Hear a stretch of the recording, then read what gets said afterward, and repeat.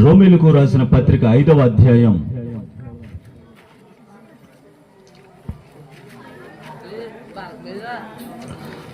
12వ వచనం.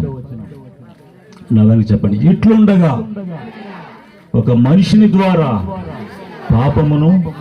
పాపము ద్వారా మరణమును లోకములో ఎలాగూ ప్రవేశించెనో అలాగుననే మనుషులందరూ పాపము చేసినందున మరణము అందరికీ సంప్రాప్తమాయేనో. తలలో వంచండి, ప్రార్థన చేసుకుందాం. కనికర సంపన్నుడు, జీవము గల దేవ, పరలోకపు తండ్రి, ప్రభువైన యేసు మా రక్షక విమోచక, మరొకసారి మేమందరము ఏకముగా నీ ఎదుట శిరము వంచి నమస్కరించి ఆరాధిస్తూ ఉన్నాం. నీ నామమును మాత్రమే మహిమపరుస్తూ ఘనపరుస్తూ ఉన్నాం. మీరు అనుగ్రహించిన వాతావరణము, నెమ్మది పరిస్థితులను బట్టి విలియం కేరీ గారు మరియు వారి సతీమణి ఎలిజబెత్ గారి కుమారుడు దయాకర్, ఆయన భార్య బిడ్డలు, వారికి మీరు చేసిన మేలు ఉపకారములను తలపోసుకుంటూ మరొకసారి మరి అన్నయ్య విలియం కేరీ నిద్రించిన ఆ రోజును కూడా ఒకసారి మేము ఆదరణ కూడికగా మేము జ్ఞాపకం చేసుకుంటూ నిన్ను మహిమపరచుకుంటూ కొద్ది సమయం మీరు మీ ఆలోచనలు మా అందరికీ తేటపరచమని, నేను నిష్ప్రయోజకుడను, బలహీనుడను, పరిశుద్ధాత్మ లేఖనములు మీరు మా అందరితో మాట్లాడమని మా ప్రియుడు పరిశుద్ధుల విమోచకుడు యేసుక్రీస్తు పరిశుద్ధ ప్రశస్త పునరుద్ధానంలో ప్రార్థించాలని వేడుకొంచున్నాము తండ్రి. ఆమె. దయచేసి అందరూ కూర్చోండి. దేవుని అత్యంత కృప వలన మనం ఈరోజు గృహం దగ్గరే ఈ మీటింగ్ జరుపుకోవడానికి సమయం, సదుపాయం అన్ని ప్రభు అనుగ్రహించారు. కొంచెం ఆటంకం కలిగినప్పటికీ మరి సౌండ్ సిస్టమ్ 2 బాక్సులు కొంచెం ఫెయిల్ అయ్యాయి. నేనే చెప్పాను ప్రదీప్ని కొంచెం చూడు, పీటర్ గారు అందుబాటులో లేడు కదా అని. కాబట్టి వీటంతటిలో శత్రువుపై మనకి విజయము ఉన్నది. Praise the lord.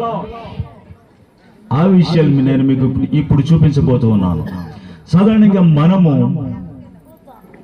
గృహ కూడికల్లో ఒకటి మనకి కృతజ్ఞతా కూటము, ప్రభు చేసిన మేలు ఉపకారములను ఆలోచిస్తూ తలపోస్తూ పెట్టుకునే ప్రార్థనలు ఉన్నవి. రెండవది బర్త్డే, జన్మదినం గురించి పెట్టుకునే ప్రార్థనలు మనకు తెలుసు. మరొకటి స్మారక కూటములు, మెమోరియల్ ప్రేయర్ సర్వీస్, ఆదరణ కూడికలు, ఇవి జరుగుతూ ఉన్నాయి. వీటంతటిలో దేవుని ఆలోచన చిత్తము జరిగించుకోవడానికి కుటుంబము మరియు సంఘము, బంధువులు అందరూ వచ్చినప్పుడు జరుగుతున్న సభలో మనం దేవునికి మహిమ తెచ్చే విధంగా ఎంతమంది ప్రయత్నిస్తున్నాం? సభ జరగటం, చిన్న మీటింగ్ పెట్టుకోవటం విశేషమే కాదు. వచ్చిన పాటలు పాడిపోతారు, పాటలు ప్రసంగం చేసుకుని పోతాడు కానుక పట్టుకొని, ఇక ఏమైనా భోజనాలు వడ్డిస్తే అవి కూడా తినిపోతారు. ఇవి జరుగుతున్నాయి. అయితే పిలిచిన కుటుంబము, వచ్చిన మనము దేవుణ్ణి మహిమపరచుకోవాలి అనే ఆలోచనతో ఎంతమంది సపోర్ట్ చేస్తున్నాం, సహకరిస్తున్నాం అనేది ప్రతి మీటింగ్లోనూ కనపరుచుకోవాలి. మనం ప్రోత్సాహం చేయాలి, సపోర్ట్ చేయాలి.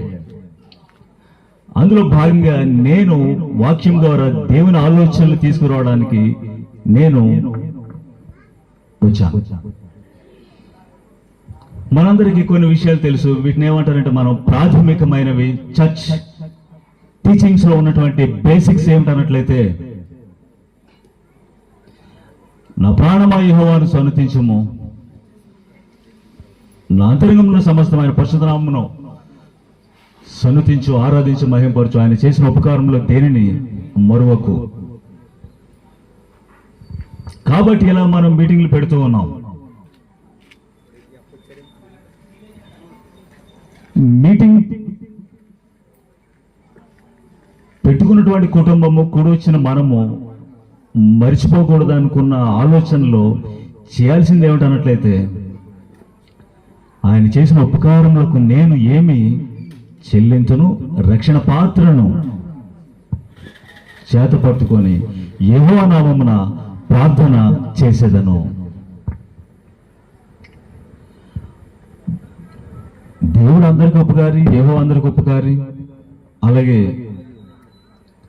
హిందువులు తిరుపతి మరొక స్థలాలకు వెళ్ళి ప్రతిరోజు వాళ్ళు కానుకలు వేస్తూ ఉన్నారు. ఇస్లాం ప్రజలు మసీదులకు వెళుతూ ఉన్నారు. ప్రార్థనకి క్రైస్తవులైన మనం కూడా వెళుతూ ఉన్నాం. అయితే కృతజ్ఞతగానే వెళుతూ ఉన్నాం. అయితే రక్షణ పాత్ర ఎవరు పట్టుకొని నిలిచారు? రక్షణ పాత్ర అంటే ఏమిటి? రక్షణ లేకపోతే ఏం జరుగుద్ది అనే విషయాలు ఇప్పుడు నేను మీకు చూపిస్తున్నాను. చూడండి, 5వ అధ్యాయం ఇప్పుడు మనం చదివింది నేను మరొకసారి చూస్తూ ఉన్నాను.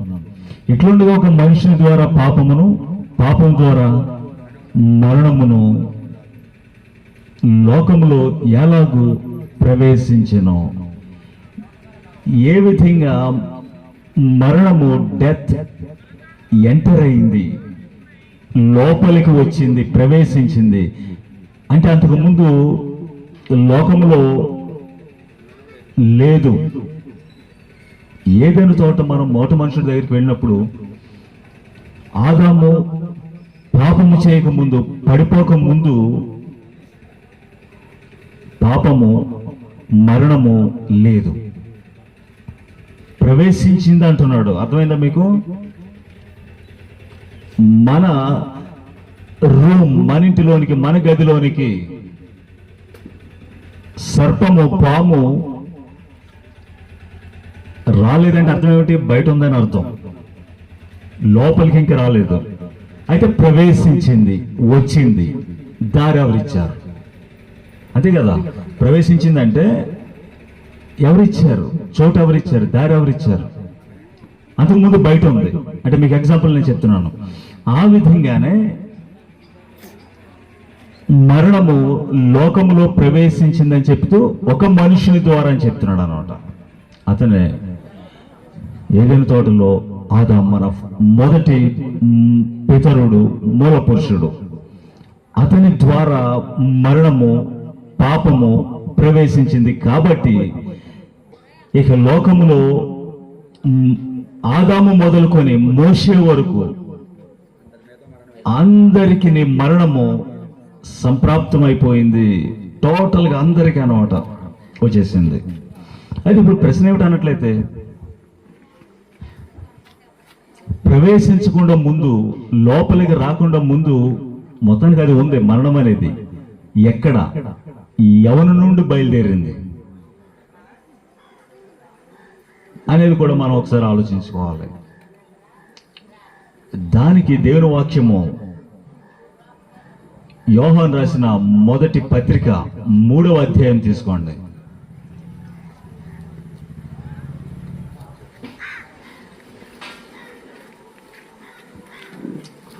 3:8 అపవాది మొదటి నుండి పాపం చేస్తున్నాడు గనుక పాపం చేయవాడు అపవాది సంబంధి.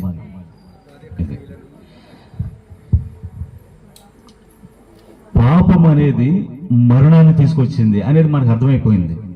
పాపము లేకపోతే మరణము లేదు. పాపము ఉంది కాబట్టి మరణం వచ్చింది. అది ఆదాము అనే ఒక మనుషుని ద్వారా ఆదాము డోర్ ఓపెన్ చేసుకున్నాడు కాబట్టి బయట ఉన్నదే లోపలికి వచ్చేసింది. ఇప్పుడు మన అందరి మీద మన మనుషులు, మన ప్రియులు, మన సభ్యులు వయసుతో నిమిత్తం లేకుండా క్రమంగా చనిపోతూ ఉన్నాం భూమి మీద. ఇది మొదట ఎలాగిది బిగిన్ అయింది అనేది ఇప్పుడు మీకు ఒక చిన్న విషయం చూపిస్తున్నాను. అపవాది, సాతాను, ఘట సర్పము, ఆది సర్పము, వీడు దొంగ, హంతకుడు, అతనిలో నుండి బయలుదేరింది, బయటకు వచ్చింది. అయితే అసలు దేవుడు అలా సృష్టించాడు అతన్ని? మనం ఆదికాండం 1వ అధ్యాయము చివరి వచనాన్ని చూసినప్పుడు దేవుడు తాను సృజించినది యావత్తును మంచిదై ఉండెను. దేవుడు సృష్టించింది అంతా కూడా చూస్తే, అంటే క్రూర మృగాలు తీసుకోండి, సర్పములు తీసుకోండి, ఆయన సృష్టించినప్పుడు భూజంతువులలో సర్పము యుక్తి గలదై ఉండెను. అంటే పాములు కూడా ఆయన చేశాడు ప్రారంభంలో, అవి కూడా మంచివే. చోటు ఇచ్చింది కాబట్టి సర్పము, అపవాది ప్రవేశించాడు సర్పంలోనికి, హవ్వను ఆదాములను పడగొట్టడానికి ఒక మీడియం వస్తువుగా సర్పము మిగిలిపోయింది. అక్కడి నుంచి ఆ సర్పము, అందులో ప్రవేశించిన సాతాను ఆది సర్పముగా పిలువబడుతూ ఉన్నాడు. దేవుడు చేసినది యావత్తు మంచిది, ఉత్తమమైనది, మేలైనది, క్షమకరమైనది, పవిత్రమైనది, పరిశుద్ధమైనది. ఆయన కార్యములన్నీ సంపూర్ణము, పర్ఫెక్ట్, కంప్లీట్, లోపము, నో డిఫెక్ట్ అలా ఉన్నాయి. అయితే ఇది ప్రవేశించింది, దీనికి ఎవరు అన్నట్లయితే అపవాది, సాతాను. దేవుడు సృష్టించాడు. ఒకసారి మనం చూసినప్పుడు పరలోకంలో కూడా దేవుడు ఈ భూమి, మనం ప్రస్తుతం చూస్తున్నటువంటి మన ప్రపంచానికి సృష్టించక మునిపే పరలోకంలో దేవుడు, దేవదూతలు, దేవుని కుమారులను ఉన్నారు.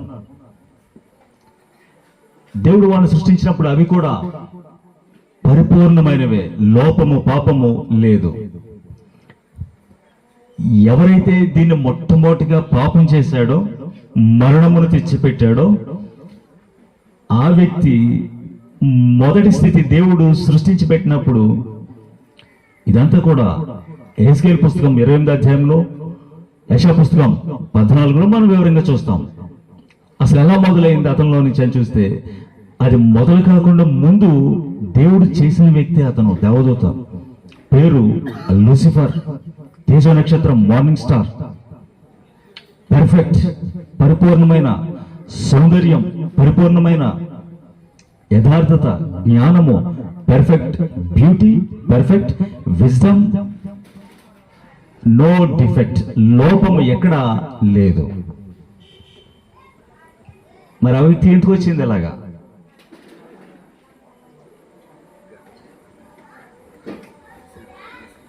ఇప్పుడు మనం తెలుసుకోవాలి, పాపం అంటే అసలు ఏమిటి. ఒక వ్యక్తి చేస్తున్న పనులు, ఇది కరెక్ట్ కాదు, ఒక కుటుంబము, వ్యక్తి, ఎవరైనా సరే, ఇది తప్పు, ఒప్పు, ఇది న్యాయము, ఇది అన్యాయము అని ఎవరు చెప్తారు చెప్పండి? ఎవరు చెప్పగలరు? ఇంట్లో పేరెంట్స్ చెప్తారు పిల్లలకి, నువ్వు తప్పు చేసావు లేకపోతే నీవు కరెక్ట్ అని. స్కూల్లో ఎవరు చెప్తారు? టీచర్స్ చెప్తారు విద్యార్థులకి. పొలం పనులకి వెళ్ళాం, ఎవరు చెప్తారు అక్కడ?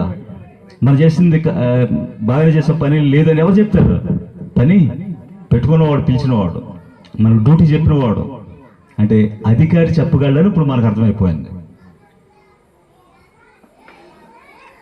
దీన్ని ఏమంటారంటే ఆజ్ఞ ఇవ్వటం, కమాండ్ ఇవ్వటం, ఆజ్ఞ జారీ చేయటం. మీకు విషయం చెప్తాను చూడండి. మనందరికీ సెల్ ఫోన్లు తెలుసు, మనందరికీ సాఫ్ట్వేర్, కంప్యూటర్లు తెలుసు. అవి ఎందుకు అలా పనిచేస్తున్నాయి? ఎందుకు పనిచేస్తున్నాయి? వాటికి ప్రోగ్రామ్ చేసినప్పుడు, ఆ విధంగా అమర్చినప్పుడు, తయారు చేసినోడు కమాండ్స్ ఇచ్చాడనమాట, ఆజ్ఞలు ఇచ్చాడనమాట. అది ప్రోగ్రామింగ్ అంటున్నాం మనం.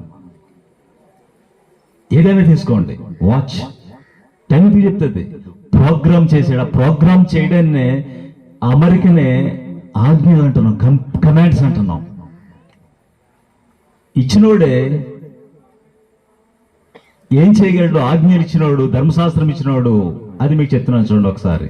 ఇది యాకోబు పత్రిక. ఆయన ఎంత శక్తిమంతుడో మీకు చెప్తున్నాడు. ఒకడు కమాండ్ ఇచ్చినాడు, ఇచ్చే వ్యక్తి ఎలా ఉంటాడో 4:12 చూడండి. ఒక్కడే ధర్మశాస్త్రము నియమించి న్యాయము విధించేవాడు. బాగా వినాలి విషయాన్ని. ఒక్కడే. చెప్పాలి ఎవరు? ఆజ్ఞలు. ధర్మశాస్త్రం అంటే ఏమిటి? జ్ఞానము, ఆజ్ఞలు. ఆజ్ఞలు ఇచ్చేవాడు ఎవరు చెప్పండి? ఒక్కడే, తండ్రి అయిన దేవుడు, యెహోవా నామం, ప్రభువైన యేసుక్రీస్తు ఆయనే. ఒక్కడే ఆజ్ఞలు ఇవ్వగలడు. ఇది కరెక్ట్ కాదు, ఇది న్యాయము, ఇది అన్యాయము, ఇది నీతి, దుర్నీతి చెప్పగలిగింది ఎవరు? ఆయనే. కాబట్టి న్యాయం విధించేవాడు ఆయనే, తర్వాత రక్షించేవాడును, నశింపచేయవాడును, శక్తిమంతుడును ఆయనే. ఇప్పుడు మనకు అర్థమైపోయింది. ఈ పిల్లలు రాసిన పేపర్లు దిద్దేవాడు ఎవరు చెప్పండి? టీచర్. ఇంట్లో పిల్లలు చేసినటువంటి మంచి చెడ్లో ఇది కరెక్ట్ కాదని గద్దించేవాడు ఎవరు చెప్పండి? పేరెంట్స్. పొలంలో నువ్వు చేసిన పని ఇది కరెక్ట్ కాదని చెప్పాడు ఎవరు? నేను పిలిచినోడు. ఆయన నీకు జీతం ఇవ్వగలడు, లేదా ఇంటికి ఒట్టి చేతులతో పంపగలడు. ఇప్పుడు మనం చూస్తూ ఉన్నాం, నేటి ప్రపంచంలోనికి వచ్చింది బాధాకరమైంది, దుఃఖకరమైంది ఏమిట్రా అన్నట్లయితే మరణం. దేవుని పరిశుద్ధ వాక్యములో కృత నిబంధన అంతా కూడా మనం చదువుతున్నప్పుడు 3 సందర్భాల్లో జీసస్ వెప్ట్, ప్రభువైన యేసుక్రీస్తు కన్నీళ్లు విడిచెను అనేది మనం 3 సందర్భాల్లోనే మనం చూస్తాం. అందులో ఒకటి చూడండి, మీకు నేను వచనాలు చూపిస్తున్నాను. యోహాను 11:35లో లాజరు చనిపోయి 3 దినాలైంది కాబట్టి, ఆ బాడీ పాడైపోయి చనిపోయింది కాబట్టి, దేవుడు సృష్టించింది తన పోలికలో చేసింది, నిర్మించింది. ఇప్పుడు చూడండి, మనం ఏదైనా తయారు చేసిన వస్తువు పాడైపోతే ఏమవుతుంది? మనకి ఏడుస్తాం కదా, ఎంత కష్టపడి చేసామే. పిల్లల్ని మనం ఎవరైనా తయారు చేసామా? వివాహం చేసుకుంటే వాళ్ళు పుట్టారు, వాళ్ళ గురించే మనం, వాళ్ళకి ఏదైనా కీడు, అన్యాయం ఏదైనా జరిగినప్పుడు, నష్టపోయినప్పుడు తల్లిదండ్రులు ఏడుస్తున్నాం. మరి సృష్టికర్త భూమి మీదకి వచ్చినప్పుడు తన సృష్టి మొత్తం శిథిలమైపోయి, పడిపోయి, అపవిత్రమైపోయి అలా పడి ఉన్నప్పుడు యేసు చూసి కన్నీళ్లు విడిచాను. దేవుని కుమారుడు. రెండవది లోకసువార్త 19:41-43లో ఆయన యెరూషలేము పట్టణమునకు సమీపిస్తూ ఉన్నప్పుడు యెరూషలేమును చూసి దాని విషయమై ఏడ్చెను. అంటే ఎందుకు? చూస్తూ ఉన్నప్పుడు బాగా వినాలి మీరు. తల్లిదండ్రులు దూరదేశం వెళ్తున్నప్పుడు ఇంటిని చూసి, పిల్లల్ని చూసి భవిష్యత్తును చూడగలిగిన వాళ్ళు ఏడుస్తారు అన్నమాట. నేను ఉన్నప్పుడే మీరు ఎలాగున్నారా, నేను వెళితే ఎలా ఉంటారు మీరు? దైవజనుడైన మోషే చివరి దినాల్లో చెప్తూ వచ్చాడు, వంకర జనమా, భ్రష్ట జనమా, ఇన్ని చూశారు, ఇన్ని విన్నారు, కానీ మరలా ఇలాగే చేస్తున్నారు మీరు. నేను వెళ్ళిపోతున్నాను, ఆ తర్వాత మీరు శిథిలమైపోతారు, చెదిరిపోతారు, నాశనం అవుతారు అని చెప్పాడు. అంటే ఈరోజు మాట్లాడుతున్నవాడు కొంతకాలం ముందుకు చూసి ఇవి పలికాడు అన్నమాట. రైట్? తల్లిదండ్రులు పిల్లల్ని ఈరోజు చూసి సంబరపడేవాడు దూరదృష్టి లేదని అర్థం. చూడగలగాలి ముందుకి, ఇంకా ముందుకు చూడగలగాలి. ఇన్ని చేస్తేనే ఇలా మీరు బతుకుంటే రేపొద్దున మేము ఏమీ చేయలేము. మీకు వయసు పెరుగుతూ ఉంది, కాలంలో మార్పులు వస్తున్నాయి, అప్పుడు ఏమవుతారని తలబాదుకుంటున్నారు. అది దైవజనుడు మోషే చేశాడు. కాపరులు కూడా అది చేయగలరు. ఇప్పుడు నేను అదే చెప్తున్నాను, నేనున్నప్పుడు మీరు కొట్టుకుంటే నేను లేకుండా ఏమవుతారా మీరు? భ్రష్టులారా అని నేను ఇప్పుడు చెప్తున్నాను మిమ్మల్ని చూసి. ఇలాగ మనం, స్కూల్ టీచర్ కూడా అదే చెప్తాడు.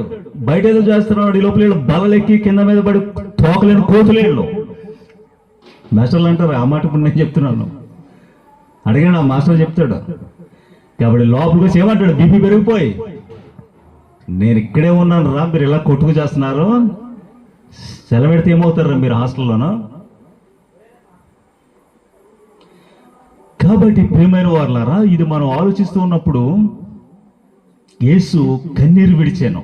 యెరూషలేము చూసి నీకు ఇలా జరుగుద్ది, ఈరోజు మీరు తిరుగుతున్నారు, కానీ ఒక రోజు వస్తుంది శత్రువు వచ్చి నిన్ను ముట్టడి వేసి, అరికట్టి, శిథిలం చేసి నిన్ను నేల మట్టము కలిపేస్తాడు.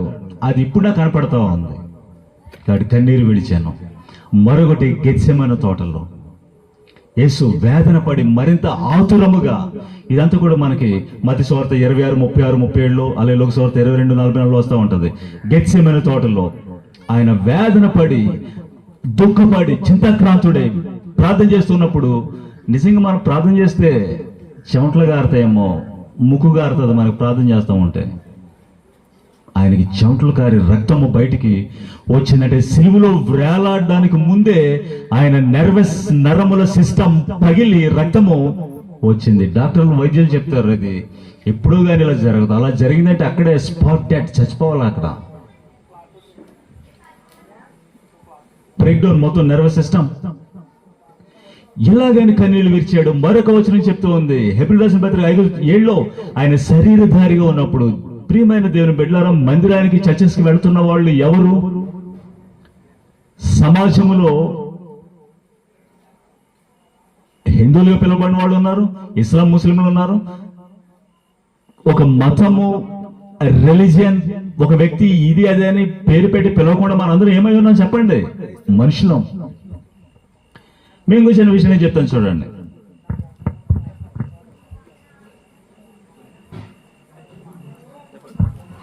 నేను మీకు విషయం చెప్తున్నాను చూడండి. హిందువులకి గుండె ఎక్కడుంది చెప్పండి? ఎవరో మాట్లాడండి. ఎడం పక్కన, కుడి పక్కన? ఎడం పక్కనేనా? రైట్. హిందువులందరూ ఎక్కడుంది చెప్పండి? ఎడం పక్కనే కదా. ఇప్పుడు ముస్లింలకి ఎక్కడుంది గుండె? వాళ్ళకి ఎడం పక్కనేనా? మరి క్రైస్తవులకి? రైట్, ఎడం పక్కనే గుండె ఉంది. రైట్. ఇప్పుడు చూడండి, మెదడు, బ్రెయిన్ హిందువులకి ఎక్కడ ఉంది? మొక్కల్లోనా? ముస్లింలకి ఎక్కడ ఉంది? అరికాల్లోనా? క్రైస్తవులకి ఎక్కడ ఉంది? బుర్ర, వీపు వెనకాల. అంటే ఒక్కడే సృష్టించాడని అర్థమైపోయింది కదా. ఇది ఒక్కడే మళ్ళీ సృష్టించినప్పుడు, ఒక్క దేవుడే మళ్ళీ సృష్టించినప్పుడు భూమి మీద మనం ఎలా బ్రతుకుతున్నాం చెప్పండి? ఎలాగ మనం ఉంటున్నాం?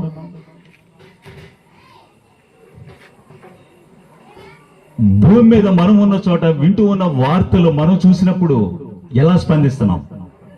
అప్పుడైనా మనకి భయం వస్తూ ఉందా?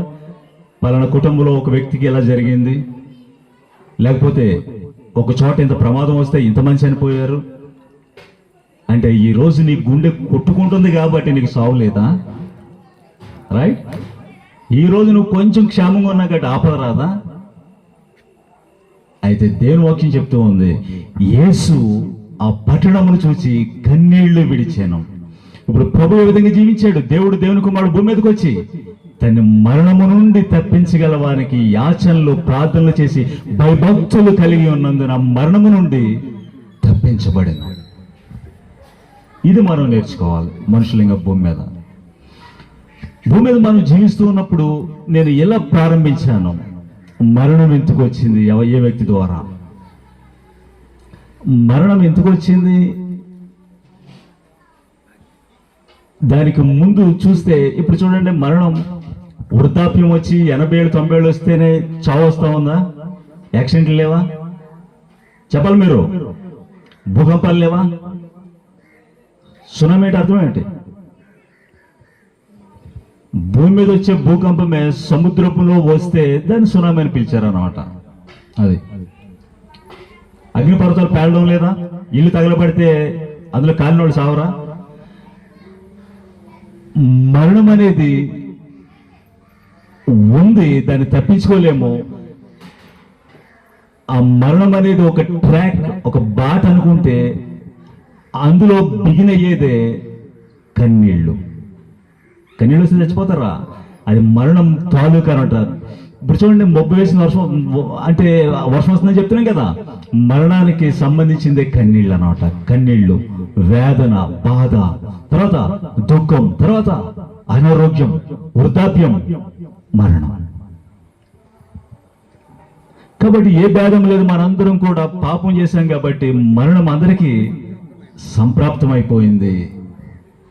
ఇది అందుకని సృష్టించిన వాడు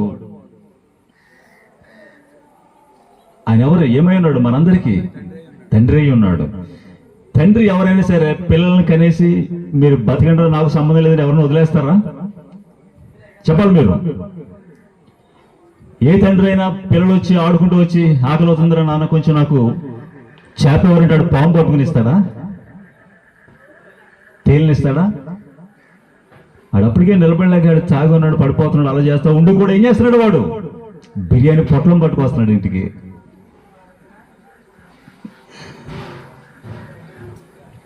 అంటే పిల్లల్ని ఎవరు కూడా పాడు చేసుకోరు.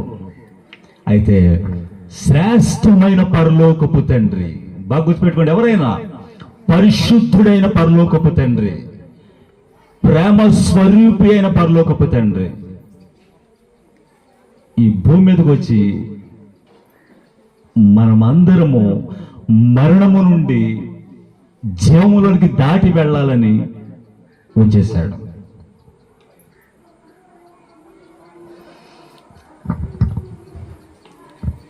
ఒకసారి చిన్న స్టోరీ మీకు చెప్తాను, వినండి జాగ్రత్తగా. కథలు ఇష్టం కదా మీకు? ఒకసారి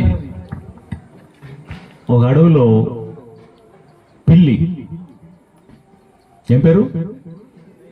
క్యాట్, పిల్లి. ఇక వృద్ధాప్యం వచ్చేసి కదలలేక ఆహారం దొరకట్లేదు కాబట్టి ఒక చెట్టు కింద కూర్చొని ఆలోచిస్తూ ఉంది, ఎలాగే నేను ఆహారం తినాలి. ఎవరు పిలవట్లేదు పనికి రైతులు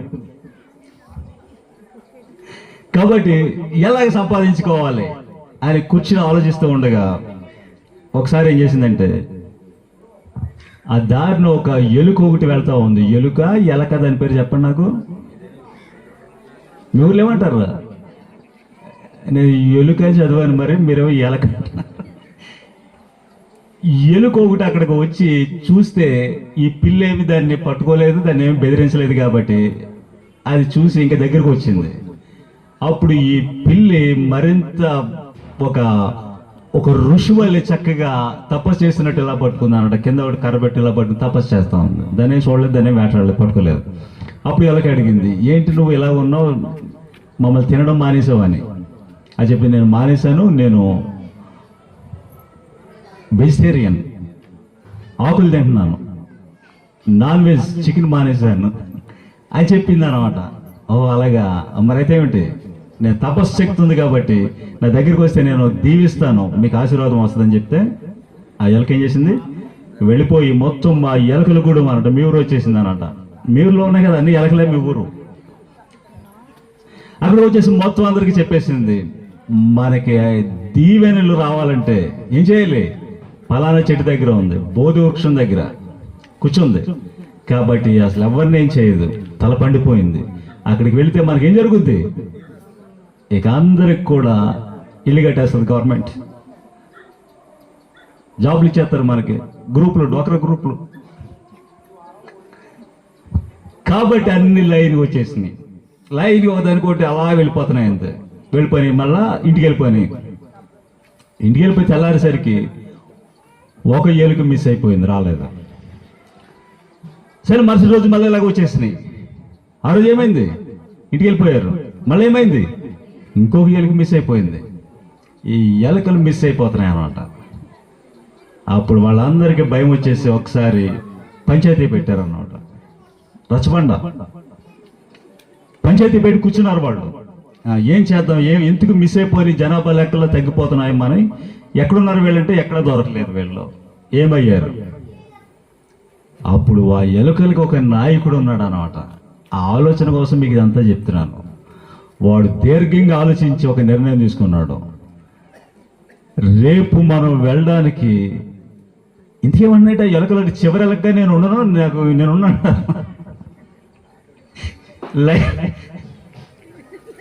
లైన్ చివరిలో నేను ఉన్నాను అని గొడవ చేసింది వాళ్ళకి. కాబట్టి ఈ నాయకుడు చెప్పాడంట, లీడర్ బాస్ చెప్పాడంట, నేను ఈసారి చివరి ఉంటాను, మీరందరూ ముందు నుంచి ఉంటారంటే ఇక అందరూ లైన్ వెళ్ళిపోయారు ముందు. అయితే ఇది మారు వేషంలో వచ్చాడనట. నాయకుడి గురించి ఆ పిల్లికి తెలుసు, ఆ సాతానికి తెలుసు. కాబట్టి వాడి కళ్ళు కప్పి వెళ్ళాలి. కాబట్టి వీడు మారువేషం వేసుకుని లోపల 2 అంచులు ఖడ్గం పెట్టుకుని కప్పుకొని ఇక అందరూ వెళ్ళిపోయారు. ఇక చివరి అన్నమాట ఆ పిల్లి చాలా శాతం తెలివితేటలు తంత్రాలు ఉన్నాయి కదా, ఇలాగే చేయి పెట్టింది అన్నమాట. ముందు అన్ని వెళ్ళిపోతున్నది, దీవిస్తుంది, దేన్ని పట్టుకోలేదు. ఇక అందరూ వెళ్ళిపోయిన తర్వాత లైన్ చివరిని వచ్చిన వాడిని ఏం చేసింది, అలా పట్టుకోవడానికి పంజాబ్ విసిరింది అన్నమాట. అయితే ఆల్రెడీ లోపల వీడు ఏం తీసుకున్నాడు, 2 అంచులు కట్టుకుంటున్నాం కదా, ఒకసారి థ్రస్టెడ్ ఇంటూ హిజ్ మౌత్ అంటే పొడిచింది అన్నమాట అలా పైకి. ఇక పిల్లి సాతాను అవుట్. కాబట్టి మరణమును ఎదుర్కోవడానికి, డెత్ని ఎదుర్కోవడానికి దేవుడికి ఆలోచన, నేనే వెళతాను పాప మరణ నియమం క్రింద భూలోకము క్రిందకి నేను వెళతాను రక్త మాంసములు ధరించి. కాబట్టి ఇప్పుడు మనకు తెలుసు, ఒక రోజు నవ్వుతున్నాం కానీ ఎన్ని రోజులు మనం కన్నీళ్ళు కారుస్తున్నాం. అదే రోజు మళ్ళాను అన్నం తింటున్నాం కానీ సంతోషం లేదు, సంపాదిస్తున్నాం కానీ అప్పులే, ఇల్లు కట్టాం కానీ బాధలే, నిద్రపోతున్నది పడుకున్నది పరుపు మీదే కానీ ముళ్ళు గుచ్చుకుంటున్నాయి. కాబట్టి మొత్తము తలకిందులైపోయింది. అసలు దేవుడు ఇంతకే సృష్టించాడా? ఏ తండ్రిన తల్లైన బిడ్డలను చావడానికి అంటున్నామా? మనం బతకాలి, వాళ్ళు బాగుండాలి, కానీ వాళ్ళు కళ్ళ ముందే అయిపోతున్నారు. కాబట్టి దీనికి పరిష్కారం ఏది?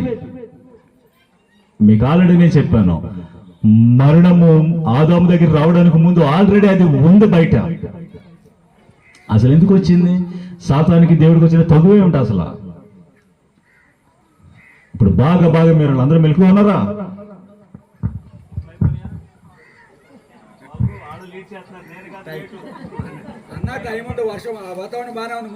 అయితే ప్రైజ్లో అందరూ నిలబడి అయితే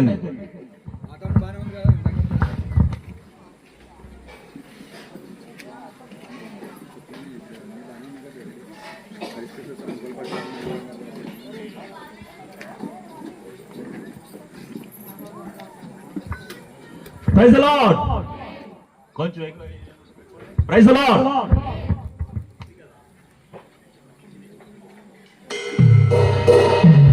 మొదటి వాడును కడపటి వాడు, మృతుడై మరలా జీవించువాడు.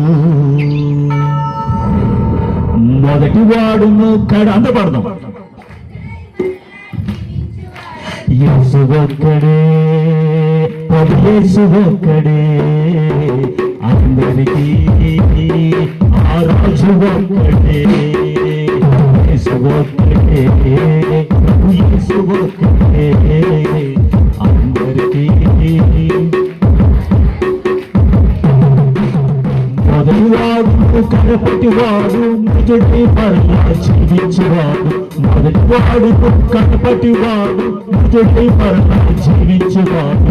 యేసు ఒక్కడే, యేసు ఒక్కడే, అందరికీ ఆ రాజు ఒక్కడే.